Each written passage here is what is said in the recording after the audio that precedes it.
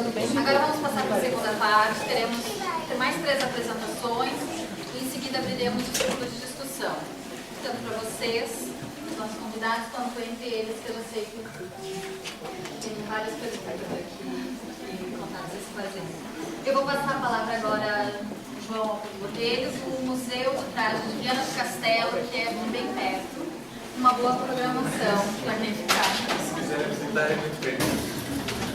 Eu, em primeiro lugar, queria agradecer ao Simão e à Rafaela terem-nos lançado este desafio e foi realmente muito interessante porque o lado da moda é um lado em que nós tocamos no nosso museu, que é o Museu Etnográfico, mas nunca o aprofundamos muito. E, portanto, estamos aqui a falar essencialmente de moda, é também um desafio e que me parece tem estado a ser muito interessante, porque gostei muito do que estive a ouvir até agora e parece que tudo isto tem a ver umas coisas com as outras e isso torna muito interessante esta ligação. A primeira coisa que eu queria dizer é que estão aqui 2 museus do traje.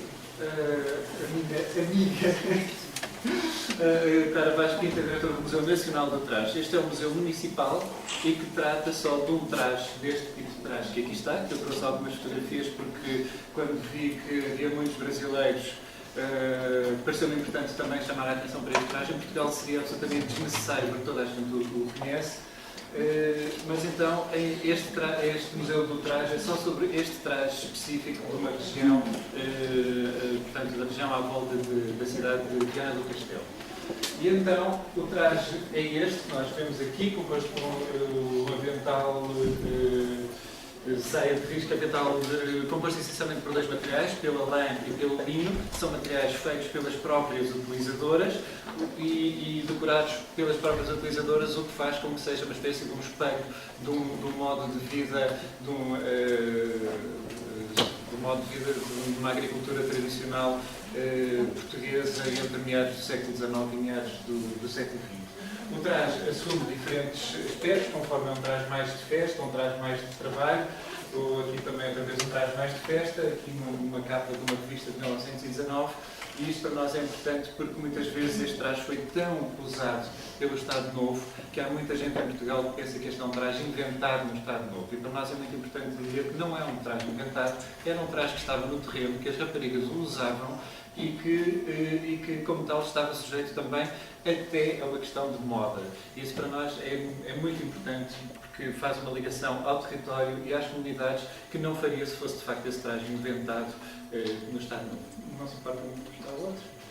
E de facto este traje é o traje só mais uma imagem para verem o tipo de traje, e é o traje, é a imagem da nossa região, e é por isso que há um museu que se chama Museu do Traje e não um Museu Etnográfico, como também não seria errado de chamar. Mostra-me outro, faz favor.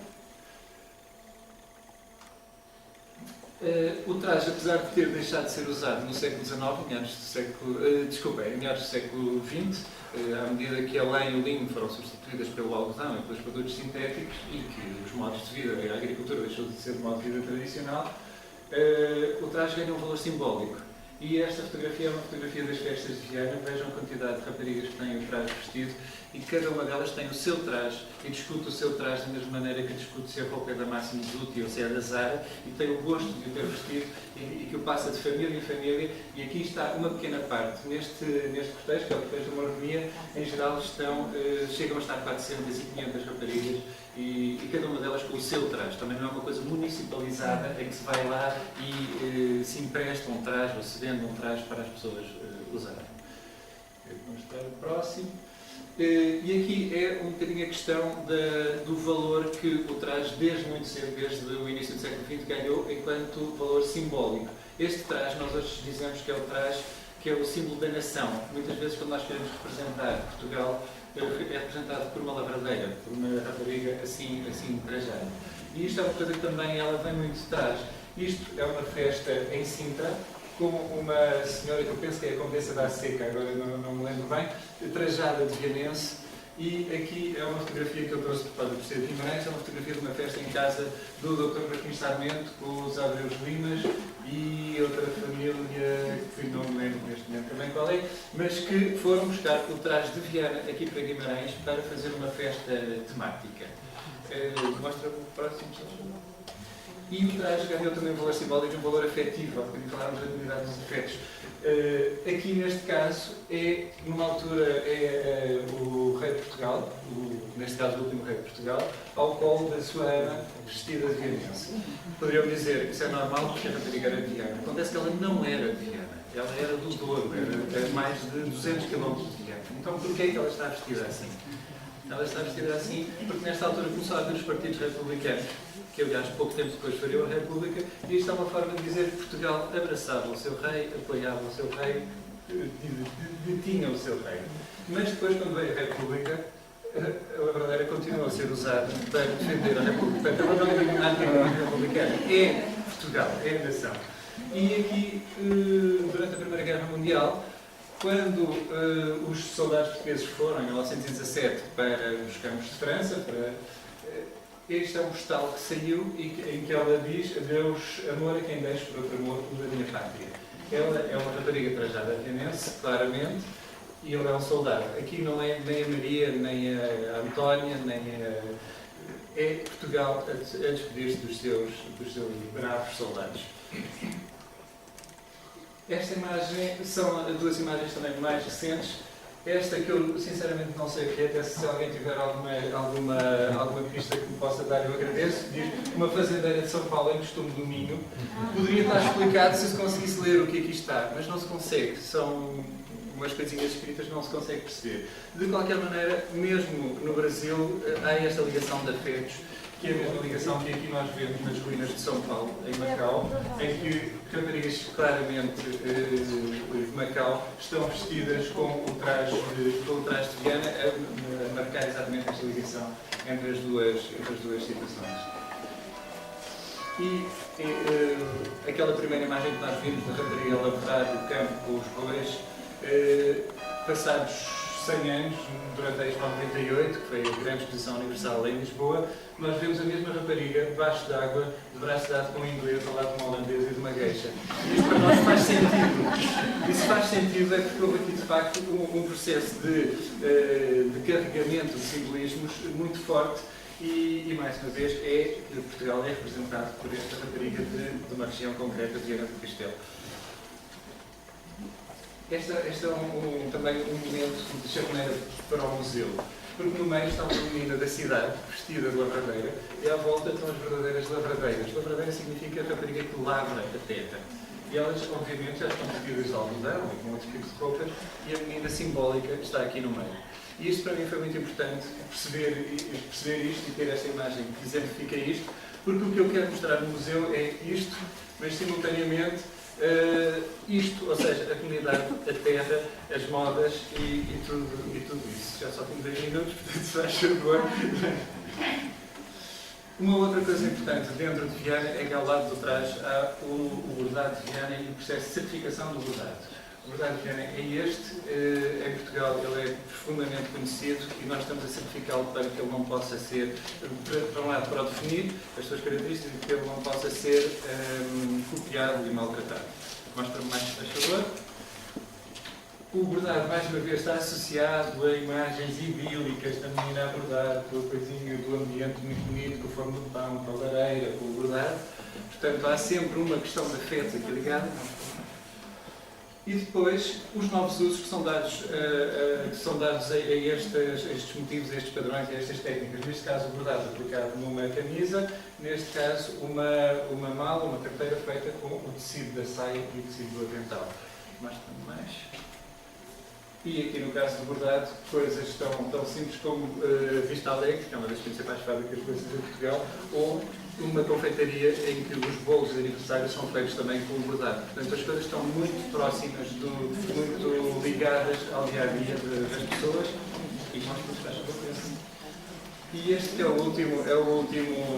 última imagem que tem, em que mostra aquilo que, por um lado, no aeroporto, isto aqui é um aeroporto, vejam que aqui está o bordado, aqui ao fundo estão as coisas para devolver as malas, e aqui está o bordado de Viana, e aqui também, nas lojas de artesanato, está uma rapariga de Viana. Isto mostra que dentro do espaço que o Marco G chama mais claramente não lugar, está uma marca de lugar, uma marca que nos chama à terra e que nos diz isto não é um não lugar, isto também pode ser um lugar. E esta última imagem é uma imagem de uma tatuagem exatamente da mesma, por motivos que são semelhantes, e que está marcada na carne de uma pessoa, na carne de uma rapariga que quis ter esta tatuagem, quis ter esta marca. Portanto, do aeroporto mais impessoal, mais no lugar, à coisa mais vulgar, que é a nossa própria pele, estes símbolos e este traje continuam a ter um lugar e uma forma de se relacionar com o nosso cotidiano, que é isso também que eu espero que depois aqui possamos falar um bocadinho. Muito obrigado.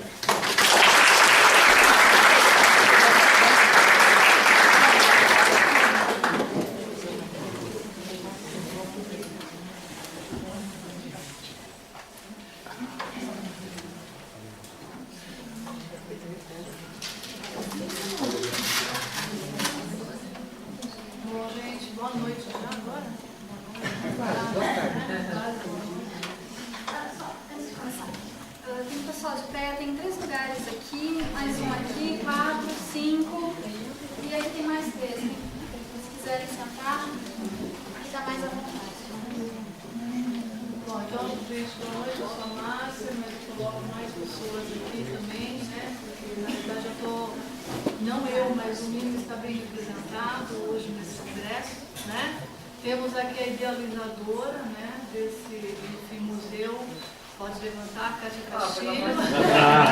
Ela odeia que eu faça isso, fazer. Então, na verdade, o Mimo, né, ele veio com esse nome, né, mais atual, que é o Museu da Indústria da Moda, né, porque ele foi, assim, batizado a partir de 2011, mas não é um projeto tão recente, né. Esse projeto, esse museu, ele se inicia realmente idealizado pela professora Kátia Castilho há mais de 10 anos. Né? Em 1999, ele começa dentro de um programa, de uma instituição, né, de ensino, e até hoje ele continua, né? Essa é a grande característica do museu, né, no Vale da Moda, mas ele começa com um museu virtual nos anos 90, exatamente porque naquele período, dentro daquela instituição, sempre se, enfim, né, deu como prioridade as tecnologias, as inovações, e a Kátia sempre foi uma pessoa bastante também antenada nesse sentido. Né? Então a gente tem um pouquinho aí, isso que eu estou falando, a história. Eu, quando entro no programa de pós-graduação, design, né, vou juntamente com a Kátia fazer, né, esse redimensionamento, essa reestruturação do Museu Virtual da Moda na época, e ao mesmo tempo a gente começa a chamar alguns parceiros para discutir conosco essa proposição, essa nova proposição deste museu. Não é? E associa-se ao antigo Museu Virtual da Moda também a indumentária, por conta até de algumas parcerias, né, que estavam sendo feitas na época com pessoas que vinham tratando a questão da indumentária, que vinham tratando a questão do figurino. Como a Rita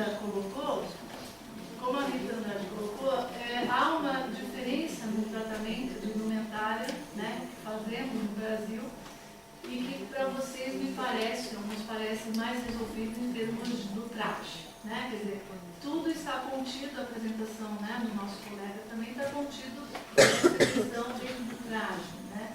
Mas dentro da academia, dentro do Brasil, né, algumas distinções, até algumas controvérsias em relação a essa conceituação se coloca, o que nos também desafia e dificulta um pouco mais esse trabalho.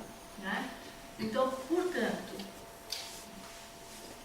eu trago os novos porque, exatamente para mostrar aqui, a gente foi passando por algumas mudanças, algumas transformações, na tentativa de manter também o fundamento inicial desse museu, né, e até chegar no logo atual, que é esse. Né?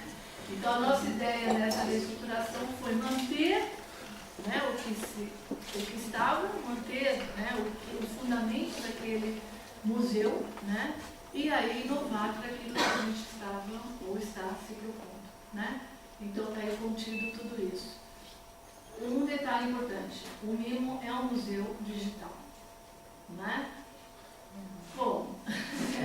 É um museu digital. Ele é porque o fundamento dele começou com a fotografia. Isso foi. por alguns estudos até chegar aqui. Então eu vou apresentar, esse é um livro. A internet também que bate. Porque a minha ideia inicial era navegar com vocês, né, o museu. Inclusive nós corremos muito para colocar as novas atualizações esta semana antes de virmos para cá, para poder mostrar, inclusive, hoje mais complexo, né? Porque hoje, inclusive, ele tem um acervo monetário que no colóquio de moda, por exemplo, ainda não tinha, certo? Então, mas infelizmente não vai dar, mas fica o convite para vocês conhecerem o MIMO, né? Navegando quando for possível. Mas ainda bem que a gente fez o plano B. Os hotéis estão mais aqui. E aí eu trago pelo menos, e muito rapidamente, que vou ter que falar para depois vocês entenderem navegando o que é a nossa proposição. Nós temos hoje essas interfaces, né, no museu. Nessa primeira interface a gente traz esse histórico que rapidamente eu coloquei aqui, inclusive um histórico escrito por Kátia e por mim, né? E dentro dessas interfaces existem então outras subinterfaces, né? Não sei se é assim que chama, mas enfim, que vai mostrando não só a história do museu, mas também a nossa missão, os objetivos, né? Então a pessoa vai poder entender um pouco mais do que a gente está propondo. Na outra interface acervo, né, a gente também tem então hoje lá os 3 acervos que nós temos. O acervo imagens fotográficas, o acervo indumentária e o acervo Tessiteca Denner Pamplona de Abreu. O acervo da Tessiteca é o único acervo físico, de fato, que existe na instituição, que está dentro do núcleo de moda, né, da biblioteca da instituição, e ele passa então para o MIMO hoje com um novo processo, né, em ampliação, porque ele está sendo digitalizado para compor esse acervo dentro do museu. O acervo, então, mais, né, enfim, preparado, mais, né, organizado que nós temos, é o acervo imagens fotográficas, por onde, inclusive, a gente começa a justificar não só, né, o nosso, enfim, propósito, nosso objetivo maior, que está dentro do meio digital, nas redes, mas também aquele que traz um maior fundamento que foi desenvolvido pela professora Kátia Castilho. Acho que é melhor a gente passar. Isso. Tem várias imagens, né? Na verdade, hoje nós temos ali na nossa reserva, dentro do acervo, mais ou menos 300 imagens, tá? 300 imagens fotográficas. Porque a gente fez uma campanha dentro da universidade chamada Revele Sua Foto. E nessa campanha, então, nós fomos recolhendo fotografias digitalizadas de pessoas da comunidade, professores, funcionários, enfim, né, e também alunos, que quisessem ceder uma imagem para ser trabalhada e compor, então, um museu. Então, dentro da reserva nós temos essas. No entanto, já preparadas, né, enfim, organizadas, dentro desse nosso propósito, nós só temos 6. Por quê? Aí vem todo o trabalho realmente da museologia que a gente propõe. É o trabalho museológico que a gente propõe. Cada imagem dessa, hoje a gente demora mais ou menos 2 meses para tratar, organizar, digitalizar e colocar na rede. Por quê? A pessoa cede a imagem, ela tem que dar inclusive a nós o direito de uso. Né? Então a gente só pode colocar uma imagem em circulação na rede se a gente tivesse direito. Mais do que isso, o nosso trabalho com a imagem não é simplesmente colocá-la. A gente tem, no mínimo, 2 momentos muito importantes. Um deles é, a pessoa ceder a imagem, ela conta a história dessa imagem que ela cedeu. Por que realmente ela tirou do seu álbum de família essa imagem? Por que essa imagem é importante para ela? O que ela quer registrar? Dentro, inclusive, da história, né, da moda. Porque é interessante, a gente não precisa falar para a pessoa, conte para nós o que tem de moda aí. Não é isso. A pessoa, ela escolhe e automaticamente ela conta por que aquela imagem é importante e ela acaba, de fato, contando para a gente coisas que têm relação com o tecido, que têm relação com a época, que tem relação com todo esse entorno. Né? Então, isso está sendo muito interessante. Após esse momento, vem o trabalho então da equipe. Né? Porque a gente trata a imagem, geralmente são imagens muito antigas, elas vêm de álbum de família, muitas vezes ela vem rasgada ou riscada. Então tem todo um tratamento de imagem, porque a gente quer manter um padrão, né, importante. Eu só tenho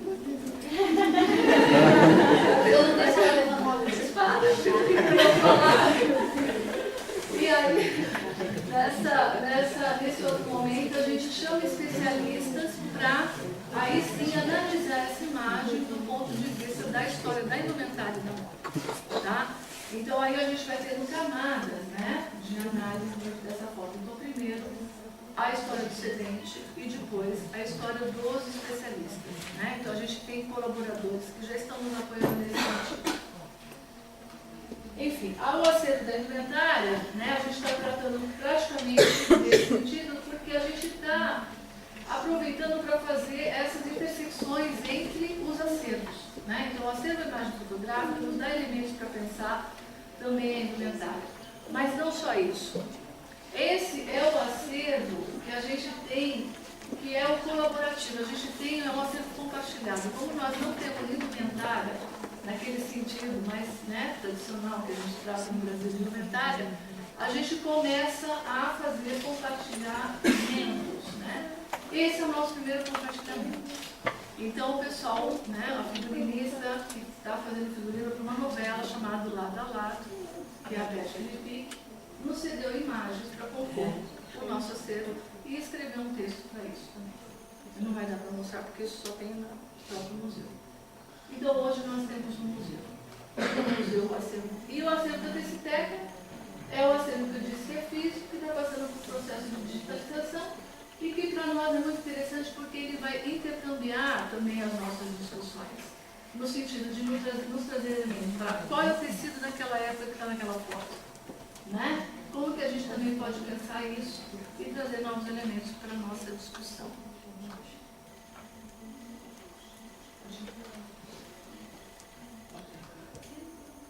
Eu acho que acabou meu tempo, gente. Então, mas não está. Bom, por que eu trouxe essas discussões aqui das pesquisas? Sendo um museu que está dentro de um programa de pós-graduação, né, estrito senso em design, que até a semana passada só tinha o mestrado e a partir dessa semana também tem o doutorado. Recentíssimo, né? Estamos muito felizes com essa notícia, tinha que falar aqui também. Então, nós temos aí também dentro do museu todo um programa de iniciação científica, de pesquisa, e que hoje nós já temos 2 defendidas, publicadas, e mais 7. Inclusive, apoiadas pelo CNPq. Tá? Então, praticamente é isso. Convido vocês para navegarem, porque não dá para falar tudo. Eu me perdi totalmente por isso.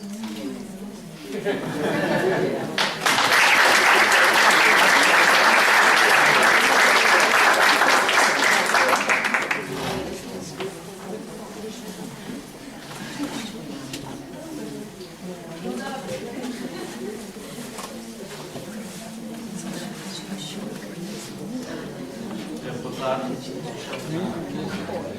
chamo-me Paulo Parra, sou coordenador da área de design industrial da Faculdade de Belas Artes de Lisboa.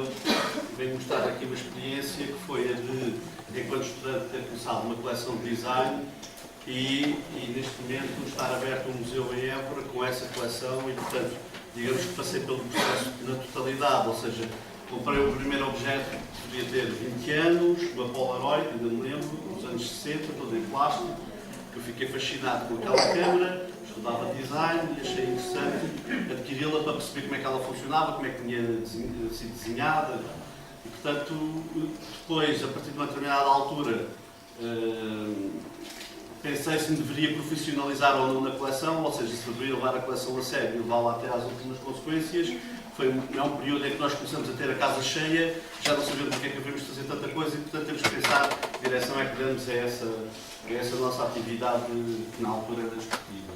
E profissionalizei-me, portanto, depois fizemos umas exposições na Casa da Cerca, em Évora, na Igreja de São Vicente, e depois apareceu uma parceria com o Turismo do Alentejo e com a Câmara de Évora e constituímos um museu. Tem cerca de 9 meses, portanto é um bebê. E eu vou aqui apresentá-lo, uma vez que ele não tem sequer experiência de vida, ou tem bem pouca. E, portanto, a coleção tem cerca de 3.000 peças originais, representa as áreas do design internacional, ou seja, dos grandes criadores internacionais na área do design industrial, Design português, temos o historial das empresas principais, a Vista Alegre, Sacavém, Cilampos, toda a Majora, portanto, empresas que fizeram parte da nossa história, da nossa cultura, e depois tenho também na coleção objetos de artesanato utilitário alentejano, uma vez que a minha área é design industrial e, portanto, excluo da coleção o artesanato decorativo, embora ele também exista no museu, está representado no museu. E, portanto, a peça mais antiga tem cerca de 12 mil anos, é um chopa, uma pedra lascada, e a mais recente é um iPod, que eu penso que já está na história do design industrial, e, portanto, embora seja muito recente, devemos-lhe bastante, e, portanto, considerei a inclusão dela. Portanto, isto são alguns exemplos da parte internacional.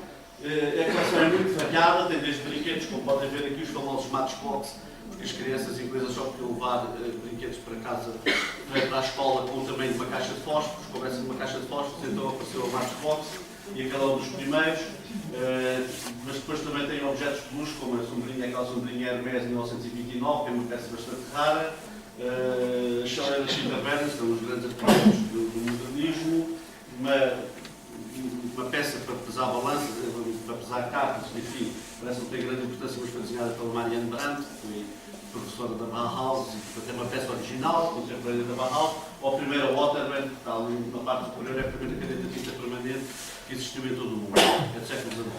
E portanto, digamos que as peças variam muito, a Lipstar, a Pop, que está aqui representada pelo Valentino. Depois, na coleção nacional, também há peças muito variadas, desde o famoso Knick, o capacete que se usava nos anos 60, 70, aquele de uma marca portuguesa, o primeiro monopólio, que ainda está escrito em português, são muito raros, tiveram só comercializados durante 6 anos, e portanto, ainda para mais, este praticamente não foi brincado é a expressão que se utiliza para estas peças quando elas não. Já que estamos entre brasileiros, ou bastantes brasileiros, este tal desenhei para um ateliê brasileiro, estive a trabalhar com eles no Rio de Janeiro. Isto aqui é o biberon da Vista Alegre dos anos 30 do século XIX, uma das primeiras peças produzidas pela Vista Alegre. A de baixo é uma das primeiras finas também produzidas pela Vista Alegre. Portanto, digamos, lá em cima também temos peça de Leitão e Irmãos, por exemplo. Este é muito bonito, Licou. Ou seja, digamos que o museu tem na parte do artesanato, temos peças, como eu disse, utilitárias, desde o famoso tarro, os coxos, as cornas, enfim, digamos também é muito variada. Esta é uma peça que eu projetei em colaboração com o artesão da Azaruja e que esteve já em várias exposições, entre as quais esteve presente no Pavilhão de Portugal na Expo de Saragoça, e portanto representava, digamos assim, essa fusão entre o design e o artesanato, que é uma das coisas que nós queremos trabalhar neste novo museu. É muito curioso esta peça de baixo, que é uma espécie de quase um ready-made, ou seja, aproveitando a cana, as chefeiras alentejanas, os pastores que namoravam as chefeiras faziam-nos uma dedeira para proteger os dedos, e portanto também é uma peça muito sintomática do artesanato alentejano. Cadeiras portuguesas, também temos um acervo bastante interessante. Algumas designers mais contemporâneos. Esta era a cadeira que estava, para quem é português, no Hotel de Troia, que foi incluído da Torre Alta. Aquela cadeira do século XVIII também bastante curiosa. E, portanto, também temos um historial da cadeira portuguesa do século XVIII. Editaram já alguns livros, então foi o primeiro, e onde eu tomei a decisão com o professor Rogério Ribeiro, que era meu professor na Faculdade de Belas Artes, e ele, na altura estava à frente da Casa da Cerca, e convidou-me para fazer uma primeira exposição com a coleção, e foi dessa parte que eu decidi profissionalizar. Aqui são algumas exposições, esta da Universidade de Coimbra, sobre o modernismo alemão, aquela é na Igreja de São Vicente, em Évora, que faz um pouco uma ponta entre os ícones religiosos e os ícones da cultura material, e portanto esse confronto pode existir, e portanto digamos que no altar estava um perfume, um Number 5 da Chanel, que é um grande ícone, e que eu consigo ter religiosamente guardado, tem mais de 50 anos e nunca foi violado, e portanto está ainda intacto, e é muito difícil de arranjar um consumível com essas. Mas também tem o maço português suave, o primeiro, também enviolado. Portanto, são peças, estes consumíveis são muito difíceis de arranjar, os colecionadores sabem bem isso. E pronto, aqui era uma exposição sobre os 25 mestres do design internacional, uma peça que era na FIL. E, portanto, e depois aparece então esta hipótese de fazermos um MADE, que é o Museu do Artesanato de Design de Évora. Portanto, fundiram-se duas coleções, ou seja, não se fundiram, mas existem as duas no acervo, a de artesanato que já lá estava e a minha de design de artesanato. E, portanto, neste momento temos cerca de 3.500 peças no total. Portanto, não tem os problemas de conservação das 40.000 que o Museu do Trás tem, felizmente, mas as 3.500 já dão muitos trabalhos. E, portanto, tratámos, quer dizer, no fundo é o bebê porque tudo foi construído, quer dizer, tudo foi vivido por mim, desde a primeira peça, como eu disse, o logotipo, enfim, pedimos a colaboração dos alunos da Universidade de Évora, mais os professores, enfim, e colaborando todos uns com os outros, conseguimos chegar a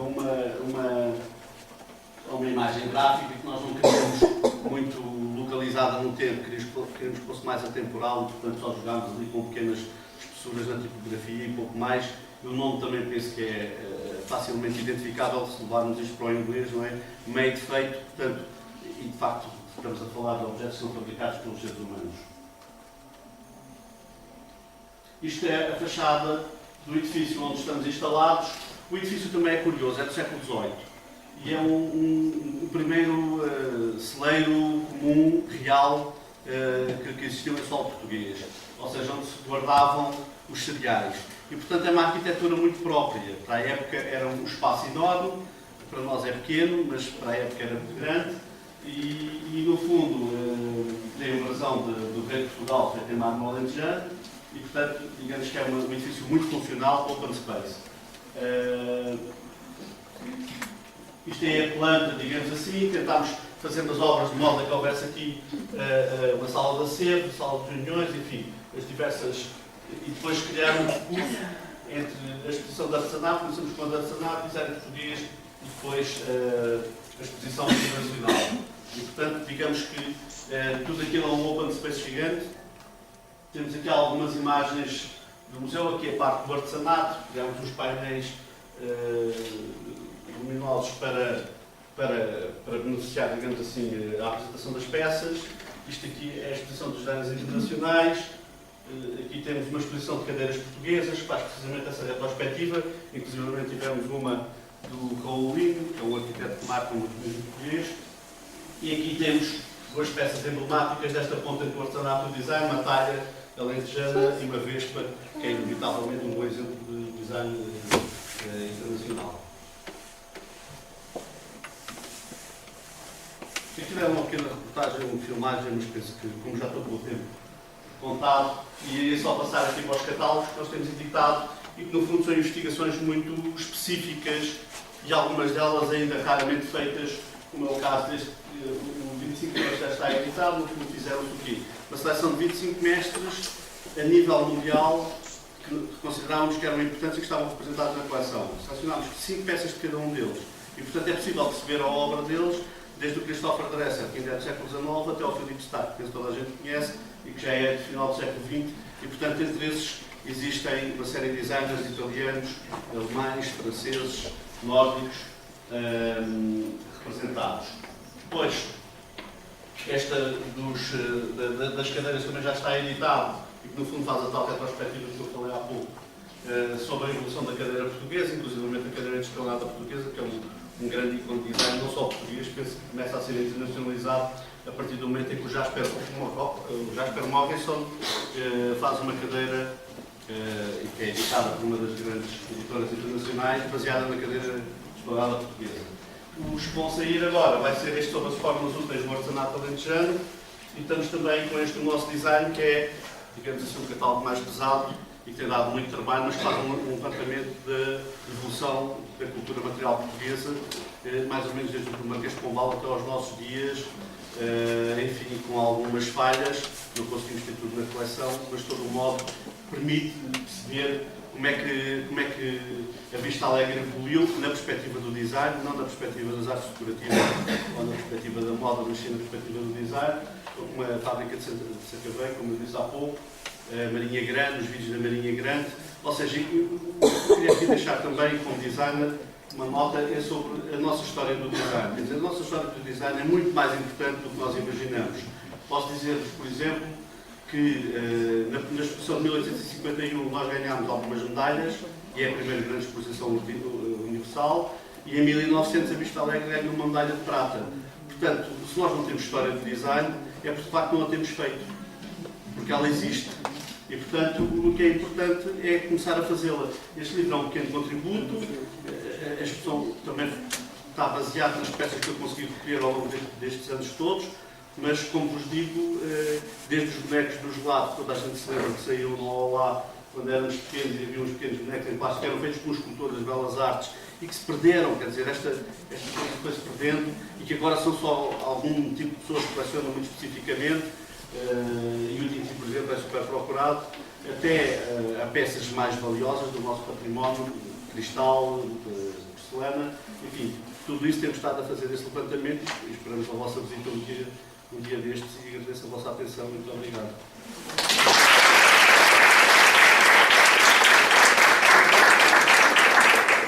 Perdão, ainda tenho 2 minutos, 1 minuto, era só para dizer as questões, porque foram colocadas 2 questões. Uma delas seria, de facto, esta ponte entre o artesanato e o design. Como é que é possível o artesanato, de alguma forma,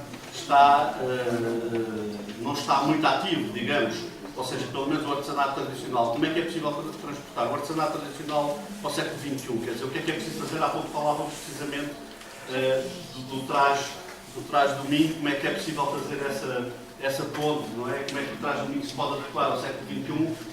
De que forma é que ele pode ser imaginado? E se calhar isso é um desafio para as pessoas também da moda, direi o mesmo em relação a outras peças. E por outro lado, a questão dos museus, quer dizer, os museus, neste momento as gerações que estão a aparecer são gerações de internautas, não é? Passam muito tempo dentro da internet e, portanto, como é que os museus conseguem cativar os públicos para irem ao espaço físico deles, não negando, obviamente, a grande vantagem são os museus virtuais.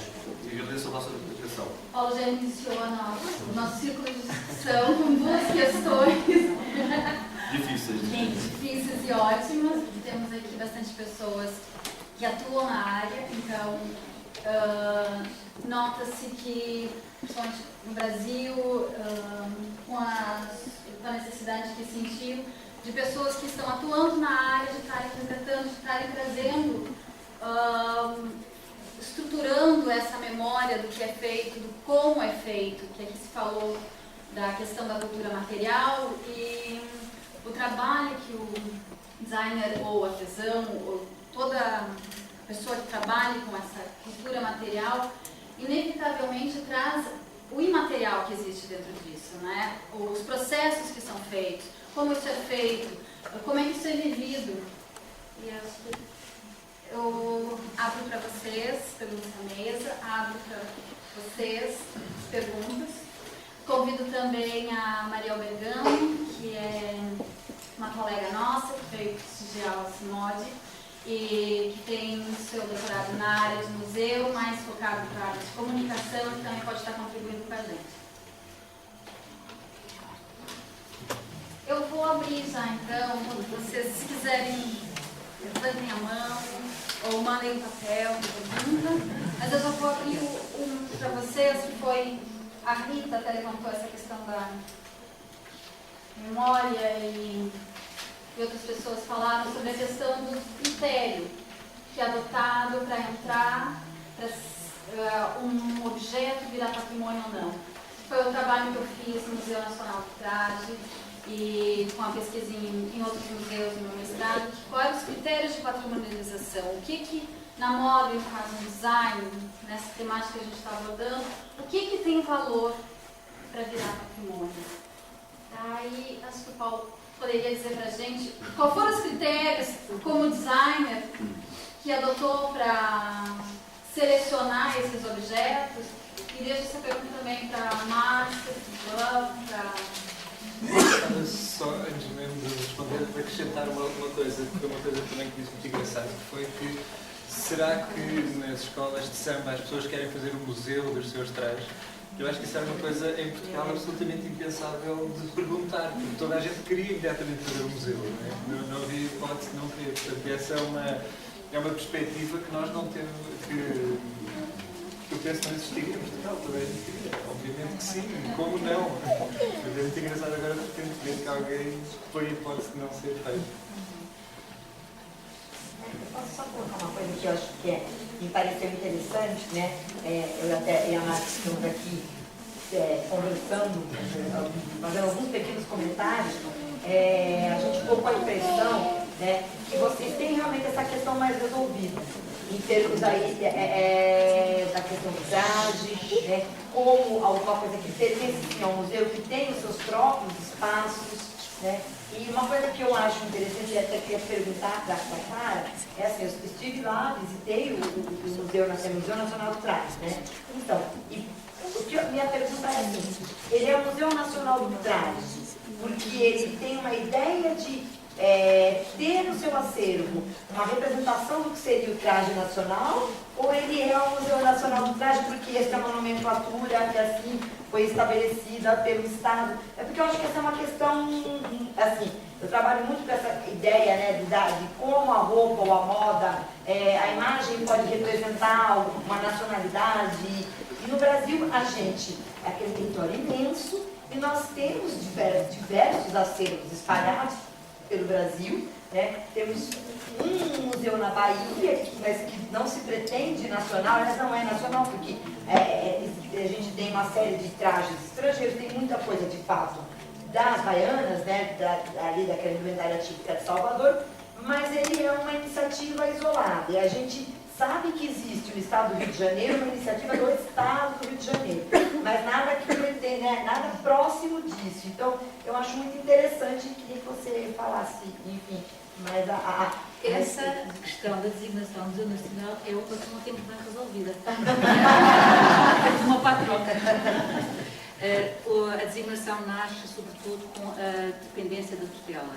Isto é, estamos numa tutela da administração central e decorre daí, não necessariamente e não obrigatoriamente para todos os museus que estão no âmbito da administração central. Vale o que vale, é pouco.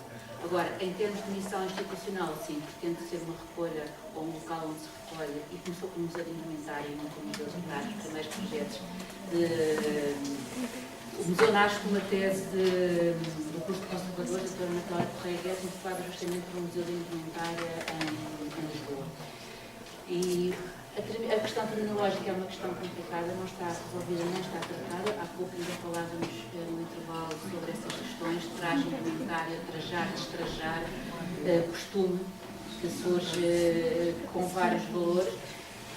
O que nós pretendemos, em termos de missão institucional, é de facto recolher o traje existente no território nacional, que é super amplo, e super equivado e não tem fronteiras praticamente. Só para dar só temos traje a partir dos institucionais do século XVIII e traje de corpo. Portanto, mais uma vez, vale o que vale. Isto é um traje de uma classe social, porque é que ele se preserva e não se preserva ao outro gastou. Até ser trapo, até ser lixo, desfez-se. Estes não, uma classe que não só tinham poder de compra para os pagar, eram bons tecidos, como tinham onde os guardar. E onde os guardar durante muitos anos. Agora que começam a estar a ser cada vez mais pequenas, as questões começam a ser diferentes. E o drama, até às vezes encontrar coisas de design, também se coloca mais agudamente. Eu fiz várias casas da minha família e sei que para deitar coisas velhas, ou coisas partidas, os brinquedos da mais hora que nós encontrávamos, os vidrões de vidro, temos um museu de trás. E por aí fora, portanto, de facto, as memórias e a nossa relação com as peças é uma relação essencialmente afetiva, enquanto conheceres e indivíduos. Enquanto museu é bastante, eu penso que é mais complicada, e nós estamos no Museu do Traje num momento dramático, não conhecemos as coleções. Não conhecemos as nossas 40 mil peças. O que vai fazer a coleção? E porque vamos incorporar mais? E não conhecemos porquê? Porque o museu foi fundado em 76, como já vos disse, e as últimas duas pessoas da equipa inicial reformaram-se em 2010. e até lá nós vivíamos do conhecimento e fomos entrando. Os que estamos lá atualmente, os 4 técnicos superiores que nos incluíram ligados às coleções, fomos entrando nos últimos anos, nos últimos 10 anos, 12 anos, perdão, e portanto íamos também vivendo já do conhecimento delas, de que coleção. É aquela peça, vai-se buscar o vestido não sei quantos. Tinham uma relação já quase pessoal com determinadas peças, em detrimento de outras que estamos a redescobrir.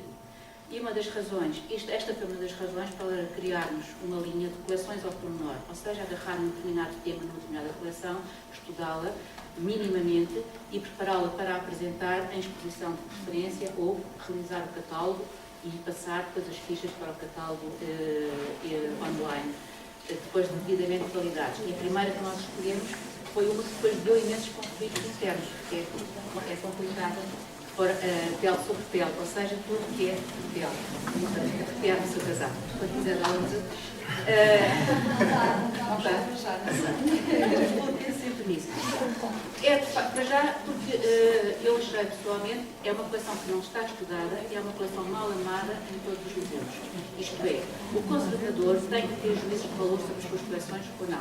Ele pode ser censor ou não. Não pode, quanto a mim, e não deve ser. Antes, pelo contrário, pode ter posição, pode ter princípios, com certeza que sim. Mas, quando se tem coleções e se tem museus, isso tem que ser enquadrado. Achei que era um excelente exercício de cidadania